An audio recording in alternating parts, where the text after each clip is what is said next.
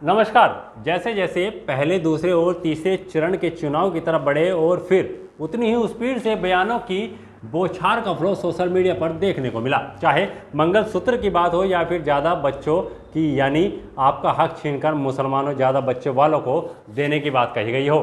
इसके बाद अब प्रधानमंत्री नरेंद्र मोदी 2 दिन के गुजरात दौरे पर पहुंचे हैं। प्रधानमंत्री नरेंद्र मोदी अहमदाबाद के सुरेंद्रनगर में अपनी दूसरी जनसभा को संबोधित कर रहे थे। तभी पीएम मोदी ने कांग्रेस को एक ऐसे मुद्दे पर घेर लिया जिससे अब एक बार फिर से बयानों का दौर चल पड़ा है। बने रहिएगा इस खबर में हमारे साथ। वोट जिहाद से लेकर कांग्रेस के मासरे वाले तक के बयान आपको सुनवाएंगे, लेकिन उससे पहले अगर आप यह खबर फेसबुक पर देख रहे हैं तो हमारे पेज को फॉलो कर लाइक ज़रूर करें, और अगर आप यह खबर यूट्यूब पर देख रहे हैं तो हमारे यूट्यूब चैनल को सब्सक्राइब ज़रूर कर लें। फायर ब्रांड नेता प्रधानमंत्री मोदी इन दिनों अपने बयानों को लेकर खूब सुर्खियों में हैं और कोई मौका छोड़ नहीं रहे। जब किसी विपक्ष का कोई ऐसा बयान आया हो जो देश में जुबानी बवाल मचा दे और उस प्रदेश के प्रधानमंत्री की प्रतिक्रिया बड़ी अहम खबर बन जाती है। अब कांग्रेस को घेरते हुए पीएम मोदी बोले कि कांग्रेस हमेशा रॉन्ग डिलीवरी करने वाली पार्टी रही है। देश को आज़ादी दिलवाने के बजाय उन्होंने देश का विभाजन ही कर दिया। देश का विकास करने के बजाय उन्होंने जो कुछ था उसे भी लूट कर खा गए। गरीबों का सारा पैसा कांग्रेस के खजाने में पहुंचा दिया। आज ये पार्टी राम और शिव भक्तों को आपस में लड़ाना चाहती है। प्रधानमंत्री यही नहीं रुके, उन्होंने कांग्रेस के अध्यक्ष मल्लिकार्जुन खड़गे पर वार करते हुए कहा कि ये भगवान राम और भगवान शिव को लेकर एक खतरनाक बयान दे रहे हैं। ये हिंदू समाज को बांटने का खेल खेल रहे। राम भक्तों और शिव भक्तों को आपस में लड़ाना चाहते हैं, लेकिन हमारी हजारों साल की महान परंपरा का कोई छू भी नहीं सकता। मुगल नहीं तोड़ पाए तो अब कांग्रेस हमें तोड़ना चाहती है। इससे पहले पीएम ने गुजरात के आणंद में जनसभा को संबोधित करते हुए कहा कि भारत में कांग्रेस कमजोर हो रही, यहाँ कांग्रेस मर चुकी है तो वहाँ पाकिस्तान फूट फूट कर रो रहा है। कांग्रेस के लिए पाकिस्तान के आका दुआ कर रहे हैं कि शहजादे को प्रधानमंत्री देश का बनाना है, और आप पाकिस्तान और कांग्रेस की यह पार्टनरशिप पूरी तरह एक्सपोज हो चुकी है। लेकिन मजा ये है कि यहां कांग्रेस मर रही है और वहां पाकिस्तान रो रहा है।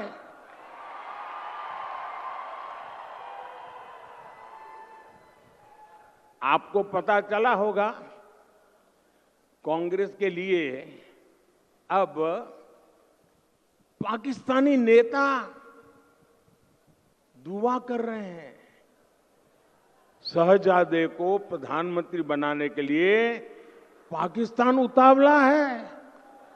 आपने कल देखा होगा। और हम तो जानते ही है, कांग्रेस तो पाकिस्तान की मुरीदी है। पाकिस्तान और कांग्रेस की ये पार्टनरशिप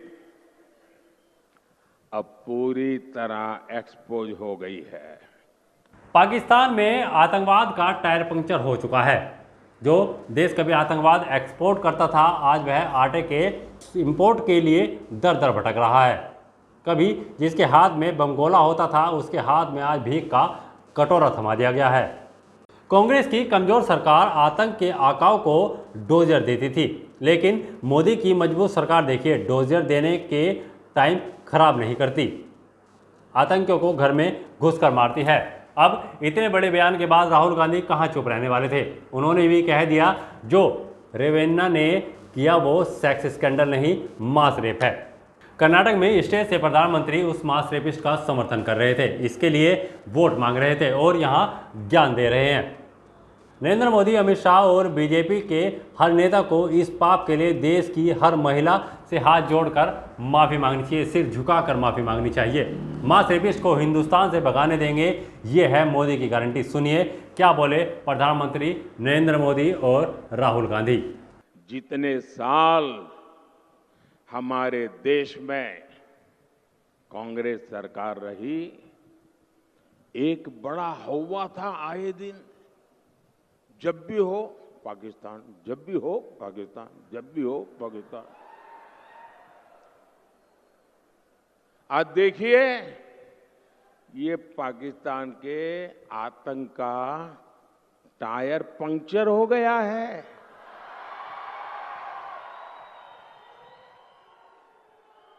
जो देश कभी आतंकी एक्सपोर्ट करता था, वो आटे के इंपोर्ट के लिए दर दर भटक रहा है।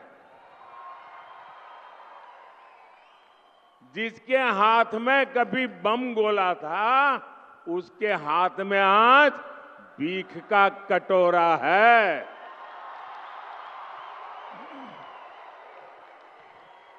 कांग्रेस की कमजोर सरकार आतंक के आकाओं को डोजियर देती थी। डोजियर का मतलब है फाइल पे सारी जानकारियां इकट्ठी कर करके वो देते थे कि तुम्हारे लोग आए थे, ये उनकी फोटो है, यहां बम फोड़ के चले गए। तुम्हारे लोग आए थे, इतने लोगों को मार करके चले गए। तुम्हारे वो लोग आए थे, डोजियर देते थे, डोजियर। और फिर देश को बताते थे हमने पाकिस्तान को डोजियर दे दिया है। डोजियर।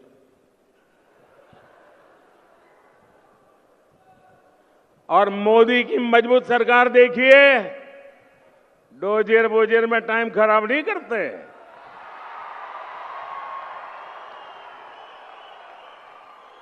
आतंकियों को घर में घुसकर मारते हैं। प्रज्वल रवन्ना 400 महिलाओं का रेप करता है, वीडियो बनाता है।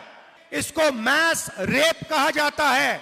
और स्टेज में कर्नाटका के सामने प्रधानमंत्री मैस रेपिस्ट का समर्थन कर रहे हैं। जब प्रधानमंत्री आपसे वोट मांग रहे थे तो उनको मालूम था प्रज्वल रवन्ना ने क्या किया था। प्रधानमंत्री को हिंदुस्तान की हर महिला से माफी मांगनी चाहिए कि उन्होंने एक मैस रेपिस्ट को अपने स्टेज पर लाकर उसको समर्थन देने की बात की आपसे। हिंदुस्तान के प्रधानमंत्री ने हिंदुस्तान की हर महिला का अपमान किया है। पूरी दुनिया में ये खबर फैली है कि हिंदुस्तान के प्रधानमंत्री ने मैस रेपिस्ट के लिए वोट मांगा है। अलायंस की जरूरत थी, सत्ता चाहते हैं तो कुछ भी करने को तैयार है। के पास सारी मशीनरी है, इंटेलिजेंस है, कस्टम्स है, सारा का सारा है, तब भी प्रधानमंत्री ने इस मैस रेपिस्ट को जर्मनी जाने दिया। ये उनकी गारंटी है। अब इसके बाद प्रधानमंत्री मोदी ने वोट जिहाद को लेकर देश में एक अलग ही बहस छेड़ दी। प्रधानमंत्री नरेंद्र मोदी ने निशाना साधा और कहा कि विपक्षी गठबंधन इंडी के इरादे बहुत खतरनाक है।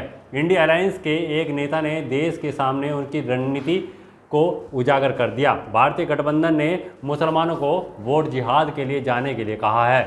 दरअसल पीएम मोदी कांग्रेस नेता सलमान खुर्शीद की भतीजी और समाजवादी पार्टी की नेता मरिया आलम खां के उस भाषण का जिक्र कर रहे थे जिसमें वह मुसलमानों को वोट जिहाद की अपील कर रही थी। ये भी सुनिए। और अब इस पर पीएम मोदी मोहब्बत की दुकान और नफरत के बाजार में क्या कुछ कहते नजर आए, आपको वो भी सुनवाते हैं। करोगे, इसलिए बहुत अकलमंदी के साथ, बहुत जज्बाती ना होके, बहुत खामोशी के साथ एक साथ होके वोटों का जिहाद करो, क्योंकि हम सिर्फ वोटों का जिहाद कर सकते हैं और इस संघी सरकार को भगाने का काम कर सकते हैं। बहुत शर्म आती है जब मैंने आज ये सुना कि कुछ मुसलमानों ने आज यहाँ पर बैठ के मुकेश राजपूत की मीटिंग कराई। मुझे लगता है समाज से उनका हुक्का पानी बंद कर देना चाहिए। इतने मतलबी मत बनो कि बच्चों की जिंदगियों से खेलो, हमारे बच्चों की जानों से खेलो। आज कितने लोग सीए एनआरसी में जेलों में बंद हैं और आपको बताने मुझे खुशी हो रही है कि उन बच्चों के कितने केसेस सलमान खुर्शीद साहब फ्री में लड़ रहे हैं। ये बहुत बड़ी बात है। हम लड़ रहे हैं, आपके लिए संघर्ष कर रहे हैं, लेकिन अगर आप साथ नहीं दोगे तो हम अकेले कुछ नहीं कर सकते, क्योंकि हमारी ताकत आप हो। और आप अगर ऐसे दिल छोड़ के बैठ जाओगे कि अब कुछ नहीं होगा, तो ऐसा नहीं होगा। 100 बार लड़ेंगे, 100 बार हारेंगे, लेकिन फिर भी उठ के चलेंगे। गिरते हैं वही दिव्य जो मैदान जंग में। दूसरी बात यह है कि लोग कह रहे हैं कि आज जो भी आपको चुनावी मौका मिलता है, जो भी चुनावी मीटिंग होती है, लोग कहते हैं संविधान खतरे में है, लोकतंत्र के खतरे में है। मैं कहती हूँ कि इंसानियत खतरे में है। अब इंसानियत पे हमले हैं। अगर अपने मुल्क को बचाना चाहते हो और अपनी मुल्क की खूबसूरती को बचाना चाहते हो, गंगा जमनी तहजीब को बचाना चाहते हो, तो इस बार बहुत होश से वोट दो। किसी की बातों में, किसी के बहकावे में मत आओ, क्योंकि हमारी अकलमंदी ही हमारे मुल्क को बचा पाएगी। इंडी गठबंधन की एक और रणनीति की पोल उसके ही नेता ने देश के सामने खोल दी है। अब इंडी गठबंधन ने मुसलमानों से वोट जिहाद करने को कहा है। अब बताइए, हमने लव जिहाद सुना था, लैंड जिहाद सुना था और वोट जिहाद, और वो भी पढ़े लिखे मुसलमान के परिवार से बात आई है। सामान्य मदरसा से निकले हुए किसी बच्चे ने नहीं कहा है। हाईली क्वालिफाइड फैमिली और कांग्रेस के वरिष्ठ पद पर बैठे हुए परिवार, ये मुसलमान परिवार ने कहा है, नारा दिया है वोट जिहाद करो। आप जानते हैं ना जिहाद का मतलब क्या होता है? जिहाद किसके खिलाफ किया जाता है? इंडी गठबंधन का साफ कहना है कि सारे मुसलमानों को एकजुट होकर वोट देना चाहिए। इंडी गठबंधन ने लोकतंत्र के उत्सव में वोट जिहाद की बात करके लोकतंत्र का भी अपमान किया है, संविधान का भी अपमान किया है। और कांग्रेस के एक ने भी नेता ने अभी तक इसका विरोध नहीं किया है, मौक सम्मति दे दी है। ये वोट जिहाद की बात भी कांग्रेस की तुष्टीकरण की नीति को ही आगे बढ़ाती है। एक तरफ इंडी गठबंधन एसटी, एससी, ओबीसी सामान्य वर्ग को बांटने में जुटा है और दूसरी तरफ वोट जिहाद का नारा लगा रहा है। आज समझ सकते हैं कि इंडी गठबंधन के इरादे कितने खतरनाक हैं। ये जो महिला आपने तस्वीरों में देखी है, महिला सलमान खुर्शीद की भतीजी मरिया आलम खान है, जो समाजवादी पार्टी के प्रत्याशी है। फर्रुखाबाद जनसभा में दिया गया ये वो बयान है जो बीजेपी को फिर से बैठे बिठाए मुद्दा दे गया। अब बीजेपी कांग्रेस को किसी हाल में भी छोड़ना नहीं चाहती। मोदी बोले आधी रोटी खाएंगे, इंदिरा लाएंगे। कहने वाले आज कांग्रेस छोड़ चुके हैं। नेहरू के समय में कांग्रेस की रिमोट सरकार चल रही थी और आपने बीजेपी को वोट देकर सारे चुनावी रिकॉर्ड ही तोड़ दिए।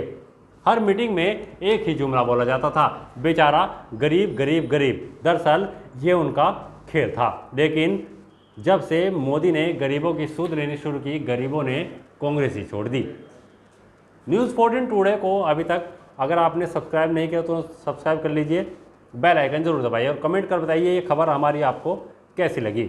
अगर आप हमारे साथ फेसबुक से जुड़े हैं तो हमारे पेज को फॉलो कर लाइक ज़रूर करें। इंस्टाग्राम पर भी आप हमें फॉलो कर सकते हैं। हमारा ट्विटर हैंडल है news14_today और मेरा ट्विटर हैंडल है @_कटारिया। आप मुझे भी फॉलो कर सकते हैं। नमस्कार। अगर आप ये खबर फेसबुक पर देख रहे हैं तो वीडियो को लाइक करके पेज को फॉलो करें। इसके अलावा अगर आप इस खबर से यूट्यूब के जरिए जुड़े हैं तो चैनल को सब्सक्राइब करके बेल आइकन दबाना बिल्कुल ना भूलें। नमस्कार।